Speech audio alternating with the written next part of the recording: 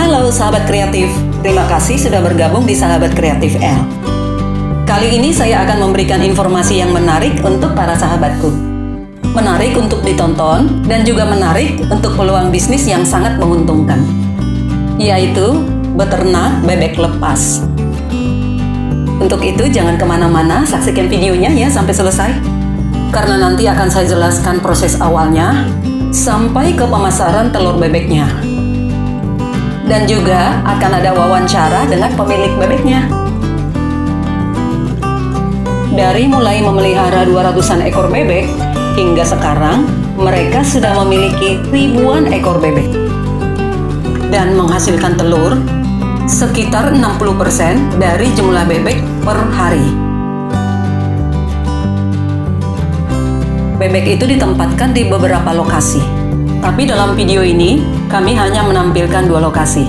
Yang satu sekitar 100 ekor bebek, dan yang satu lagi sekitar 300 bebek. Sekarang, yuk kita langsung ke lokasi bebeknya.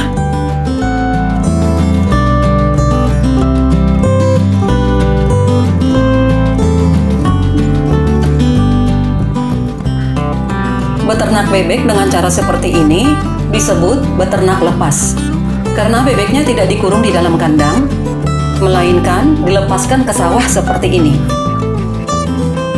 Bila sawahnya baru ditanam, maka bebeknya tidak diperbolehkan masuk ke dalam sawah. Bebeknya hanya bisa berenang di kolam di samping sawah, dan akan diberikan batas jaring-jaring seperti ini. Ketika bebeknya tidak boleh masuk ke sawah, maka si penjaga bebeknya pun akan masuk ke sawah untuk mencarikan makanannya. Lalu bebeknya dikasih makan seperti ini. Bila makanannya itu tidak cukup, maka akan ditambah dengan makanan lain seperti nasi kering dan menir.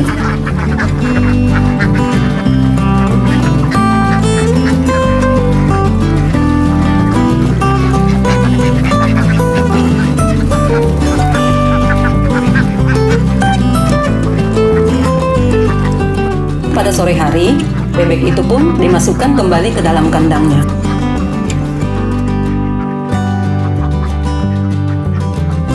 Tapi yang ini cuma sedikit nih, cuma 100 ekor.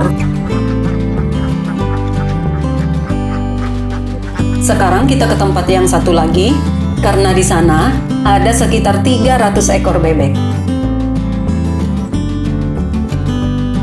Sekarang kita sudah tiba di lokasi yang kedua.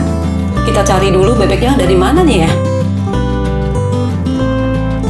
Ternyata sudah berenang di kolamnya. Yuk kita saksikan tingkah laku bebeknya.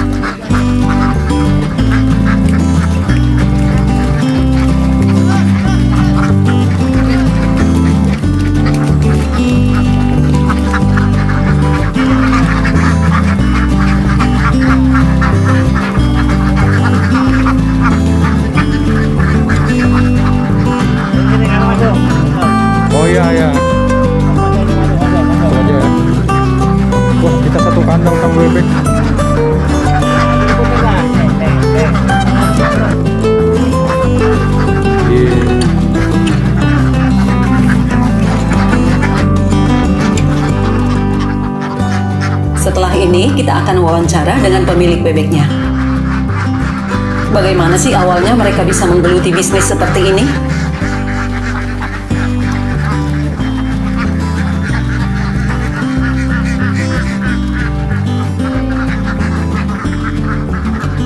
sekarang kita menuju rumah pemiliknya, yaitu Bapak dan Ibu Marbun. Yuk. Selamat siang, Bu Marbun. Selamat siang, Bu. Ayo silakan masuk, Bu. Terima kasih. Ayo. Bu Marbun, saya mau tanya sedikit tentang bebeknya, boleh nggak? Boleh, Bu. Boleh, terima kasih. Saya mau tanya nih, bagaimana sih prosesnya atau idenya sampai bisa beternak bebek lepas seperti ini? Awalnya di sini depan rumah ini ada bapak-bapak yang udah tua. Ya. Beliau itu udah pengalaman. Ya. Jadi dari situ saya mulai belajar lah, ya. Ya. Jadi bapak itu memberikan solusinya bagaimana cara beternak bebek. Dari situ sedikit-sedikit saya jadi mengerti. Dari situ awalnya saya mulai ikut bergabung dengan mereka-mereka yang usaha bebek. Waktu pelihara dari awal itu berapa ekor sih yang dipelihara? Awalnya, Bu, saya pelihara 200 ekor. Dari 200 ekor ini memang sengaja kami beli yang sudah bertelur. Ya bisa 30-40% lah. Itu biasanya itu umurnya sekitar 7 bulan sudah bertelur. Oh gitu. Jadi langsung cepat menghasilkan gitu ya? Iya, Bu, itu bisa 30, ntar udah seminggu lagi naik lagi. Bisa sampai 60% dari jumlah bebek itu. Oh. Setelah berapa lama dari pengambilannya peningkatannya sampai jadi 60% bertelur? Oh, bisa sekitar seminggu 2 minggu ke depan. Itu kalau memang makannya banyak di sawah, itu meningkat terus, Bu. Bisa nanti sampai 60% itu telurnya, Bu. Asal makanannya dengan air cukup. Gitu. Nah sekarang untuk makanannya ya, itu sebenarnya bebek itu makanannya apa, Bu? Bebek itu makanannya kalau pada saat panen itu sisa-sisa tadi yang jatuh-jatuhan itu, Bu, itu makanannya. Tetapi kalau memang tidak ada panen, di kandang dikasih makanannya nasi kering gitu, Bu, ya. Tapi dia lebih bagus kalau dia lepas daripada di kandang.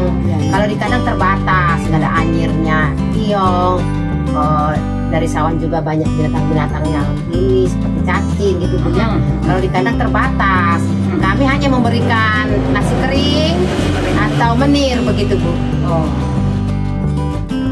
Seberapa besar pengaruh makanannya itu kepada produksi telurnya? Semakin banyak makanannya, produksi telurnya itu semakin banyak.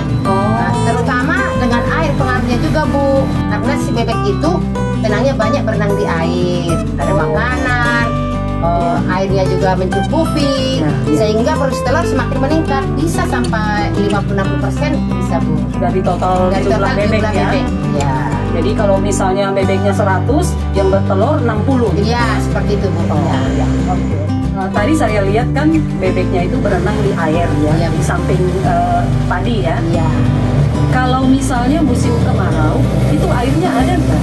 Kalau musim kemarau airnya kosong, Bu. Kosong. Si bebek itu harus banyak berenang, sehingga kami itu menyediakan pompa. Kita sedot dari air yang dekat kali, dialirkan ke tempat dia berenang, Bu, supaya dia leluasa untuk berenang dekat dengan kandangnya. Iya. Karena itu termasuk kebutuhan utama juga untuk bebek berarti. Iya, Bu, iya, Bu. Berapa lama sih masa produktifnya bebek itu bertelur? Sekitar 2 tahun dia produktif. Nanti kesananya kami jual menjadi jagal ke pasar. Nah, nanti kami ganti lagi dari yang usia 7 bulan setelah bertelur, kembali lagi seperti awal lagi. Sekarang saya mau tanya tentang sistem pembagian hasil dengan si penyangon bebek. Bagaimana sistemnya, Bu? Ini ada beberapa macam, Bu, sistemnya. Ada yang bukti, ada yang sistem penggajian, ada juga yang tergantung kesepakatan. Contoh yang sistem saya begini, Bu. Umpamanya itu bebek saya beli 70.000 per ekor. Nah, harga telur misalnya 1.600 per butir. Nanti kita hitung harga bebeknya berapa, telurnya berapa, itu sampai lunas. Akhirnya nanti si penyangot itu milik sendiri, Bu, itunya bebeknya setelah lunas. Jadi dia bisa mandiri. Hanya perjanjian kami, bila mana sudah lunas, itu si telur tetap disetor ke saya, jangan kemana-mana. Karena saya butuh telur, mereka butuh uang. Seperti itu, Bu. Jadi dengan catatan, maksudnya si penyangon itu membayar dengan telur sampai biaya modal awal itu bisa lunas. Kira-kira seperti itu ya, Bu ya? Iya, Bu ya. Biasanya kalau kita berbisnis dengan orang, ada kendala-kendala, salah satunya adalah ketidakjujuran. Bagaimana dengan beternak bebek ini? Pernah nggak menemukan ketidakjujuran dengan para penyangonnya? Oh, sering, Bu. Oh, sering ya. Misalnya begini, Bu. Jadi sebagian telurnya itu katakanlah 100. Nanti di lapor kisah itu paling ada pernah terjadi 60 atau 80. Sisanya yang 20 dia jual sama orang yang datang ke sawah tersebut. Nah, lumayan dia dapat uang, Bu. Banyak ketahuan, Bu. Oh gitu ya. Tapi mungkin itu pekerja yang dulu-dulu ya. Iya. Yang sekarang kelihatannya baik-baik. Tadi saya lihat itu. Iya, Yang sekarang baik ya. Ya mudah-mudahan lah ya, Bu ya. Lalu bagaimana mereka memasarkan telur bebeknya? Menurut informasi yang saya dapatkan dari Bu Marbun, sebagian dari telur itu dijadikan telur asin. Lalu mereka tawarkan ke warung-warung, dan sekarang mereka sudah punya banyak langganan. Begitu juga dengan telur mentahnya, sampai ke restoran besar. Bahkan sebuah martabak ternama sudah jadi langganan mereka. Sekarang kita ngintip yuk ke tempat pembuatan telur asinnya. Berapa lama prosesnya sampai jadi telur asin? Sekitar 8 sampai 10 hari, Bu. Kalau 8 hari sedang, 9, 10 itu biasanya ke warteg jadi asin, begitu, Bu. Selain bikin telur asin, telurnya kemana lagi dipasarkan? Telur asin dipasarkan ya macam-macam, Bu. Ada yang ke pasar, ada yang dagang keliling, ada juga ke toko, gitu, Bu ya. Ada pribadi-pribadi, gitu banyak. Itu yang telur asin. Kalau yang telur mentah itu dipasarkannya kemana saja, Bu? Ada yang pribadi, ada yang martabak alim, warung padang, toko. Baiklah Bu Marbun, terima kasih banyak sudah memberikan penjelasan kepada kami tentang beternak bebek lepas. Semoga telur bebeknya makin banyak, amin, dan makin sukses, amin, dan semoga sehat selalu.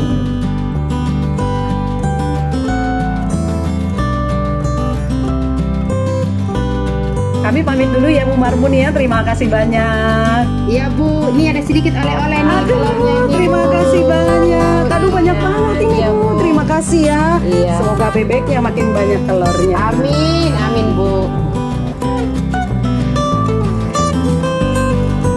Terima kasih ya sahabat sudah menonton sampai selesai. Untuk menambah semangat, jangan lupa subscribe ya sahabat. Kita akan bertemu di video yang lain.